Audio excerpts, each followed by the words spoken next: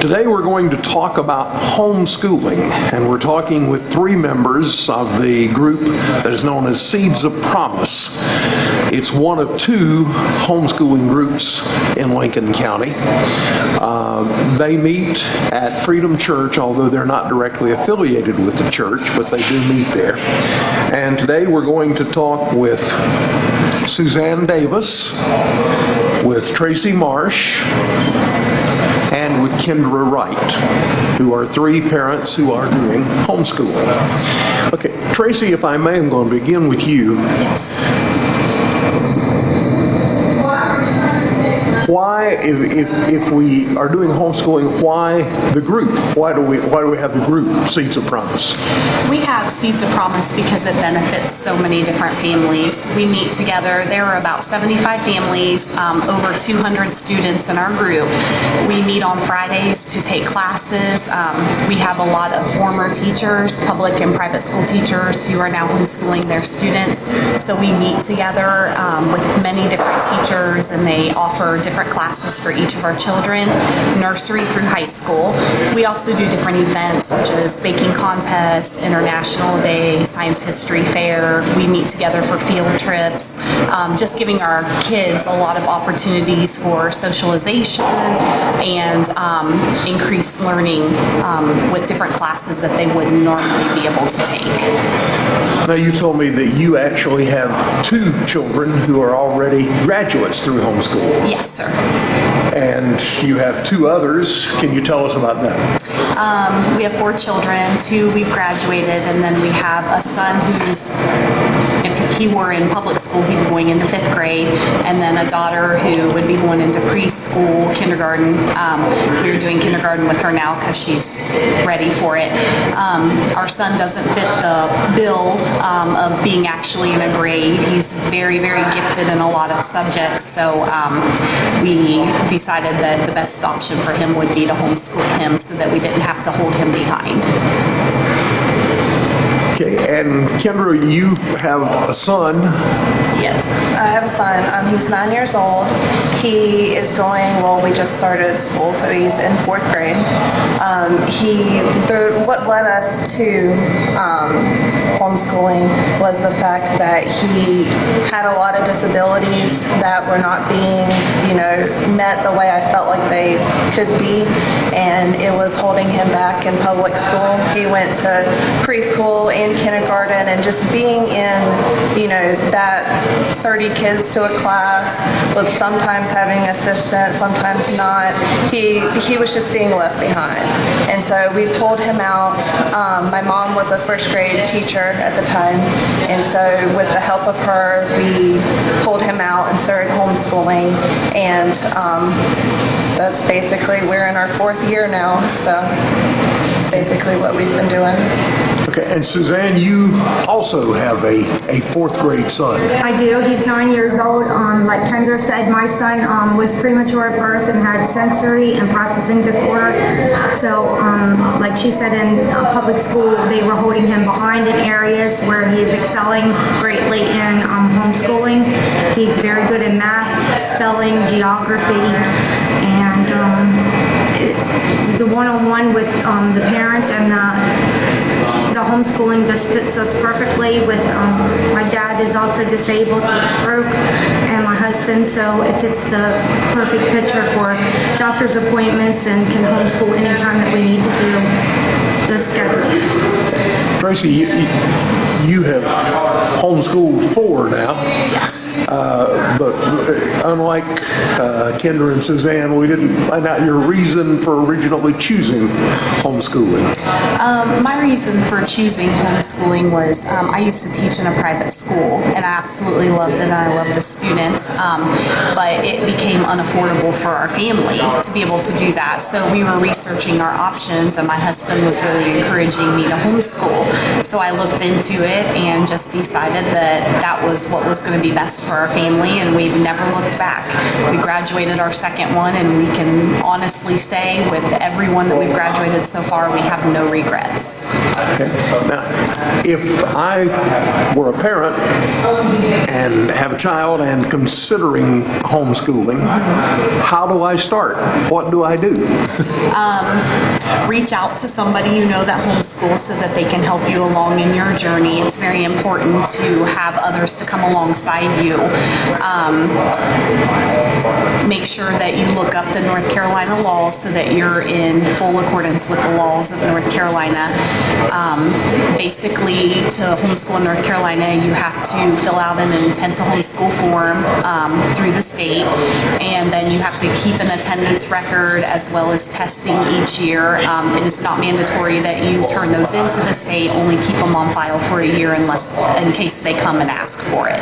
But other than that, just looking up curriculum and having somebody come alongside you to get you started in your journey. I have long thought that the system of K through 12 that is in place throughout this country was probably wonderful back in the 17th and 18th centuries, but maybe a bit outdated these days. Now, you mentioned fourth grade for Suzanne and Kendra. How do you know what grade? Well, that's the thing, in homeschooling, you don't necessarily have like an assigned grade unless the parent chooses to. I mean, it's up to the parent to decide what's the best for the child. My son at this point is pretty much, on grade level. He had a severe speech delay, as I said, so he, would probably be on about a third grade level for reading, but everything else, he's at or above. He is really into music, and so he's taking 2 instruments, and he's also writing his own music. And so, because he's homeschooled, he has the opportunity and the time to devote, more time to that than he could if he was in public school. And I think you told me when we were talking before we started the interview that one of the things that a parent looking at homeschooling would want to consider might be educational opportunities beyond the basic schooling. In other words, the trade schools or colleges, Yes. and what they might want for the student to have preparatory work in. Yes. Yes, I mean, in elementary, because that's, where we are at this point, you go by what, an elementary student would need to know. There are books that you can buy, from bookstores, like what your 4th grader needs to know or what your 5th grader needs to know. And then you just, every year, you evaluate where the child is, and you just find those curriculums. Through the testing that we have to do, there are companies that do that, and they actually, some of them, the woman that I used, she had, she met with me and went over the scores and then helped me pick out curriculum, like for the first year, and so gave me a lot of advice about, just how to get started. So that's always an option to reach out. There's the homeschooling community is just blowing up in this area. There's so many more opportunities and resources for homeschool parents now versus, my husband was homeschooled as well, so in the early 2000s, I mean, there's a lot for parents to use. Suzanne, if you choose homeschooling, obviously you gave us some of your reasons why you felt your son needed homeschooling as opposed to the traditional public schools. But are there advantages and or disadvantages to homeschooling? I don't really see any disadvantages to homeschooling because I have a very good support program. I look to Tracie and Seeds of Promise, which they are not only our support group, but they're like family, and they come together with you and they pray for you and your needs, because I'm going through a very hard time with the illness in my family, both my husband and my dad. And so that has trickled down the line to my son a little bit with his disorders and processing and being a premature baby. So he's kind of like doesn't socialize well in the public school area, where he's coming more to starting to come around his friendship in co-op and play dates and recess and gym classes that we do. I mean, there's nothing that we don't do in homeschool that the public school did. So I don't see that there's any disadvantage to it. I see nothing but positive to it, and my son is above average on everything at this point. He's only elementary. I don't know where it'll go from here, but I'm staying positive. Tracie, that brings about one other thought about homeschooling is socialization.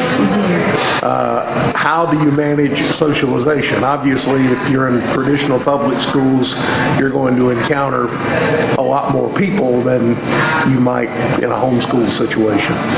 That is probably one of the biggest myths of homeschooling out there. Our children are actually very, very socialized. If I had my daughter or my son here, they would talk your ear off right now. We have so many opportunities now, rather than what homeschool students had back then. We're meeting for field trips, events, and I'm talking weekly, co-op classes, things like that, that the kids have so many opportunities to speak to other children. And also, who says that our children need to socialize with kids only in their age group? It's so beneficial for a 4th or 5th grader to have conversation with a child who's older, a middle schooler or high schooler, and vice versa. So the whole homeschooling myth is just debunked now.